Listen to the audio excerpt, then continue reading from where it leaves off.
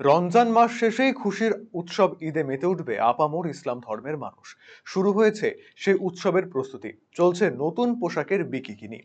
ফলে মালদার চাঁচলের shopping mall থেকে শুরু করে বড় দোকান সহ ফুটপাতের পোশাকের দোকানগুলিতে ভিড় করছে ক্রেতা সাধারণ। চাঁচল মহকুমার 6টি ব্লকের পাশাপাশি বিহার রাজ্যের আবাদপুর থানা এলাকা থেকেও ক্রেতারা চাঁচলে আসছেন। সকাল থেকে অধিক রাত পর্যন্ত চলছে কেনাকাটা। বিক্রেতা মহলের দাবি, গত কয়েক বছরের তুলনায় এবছর বেশি ভিড় জমছে।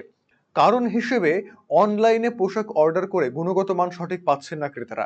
ফলে অনেকেই নিজে দেখে বেছে কিনে নিতে স্বাচ্ছন্দ্য বোধ করছে। বাজারে ভিড় দেখে খুশি ব্যবসায়ীরা।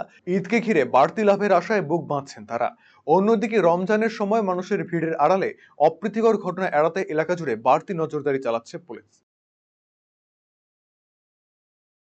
সেটা এবারে সব থেকে চাহিদা, যেটা প্রথম রমজান থেকেই প্রত্যেকটা দোকানে কাপড়ের কেনাকাটায় প্রচুর ভিড় জমেছে।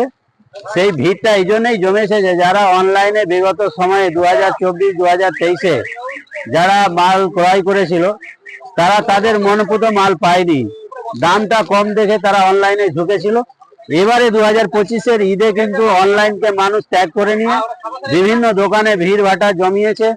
যে কালেকশন গুলো এসছে, বাচ্চাদের কালেকশন প্রথমে তারা চয়েস করেছে, যেমন সারারা হলো, গারারা হলো, এবারে হিট কালেকশন। ছোটদের বাচ্চা যারা cargo pant, T shirt, shirt, sherwani, Punjabi, এগুলোতে তারা ভালো এবারে উৎসাহ দেখিয়েছে এবং তারা ইচ্ছা মতো তাদের মন পছন্দ মতন তারা কিন্তু কেনাকাটা করতে পেরেছে।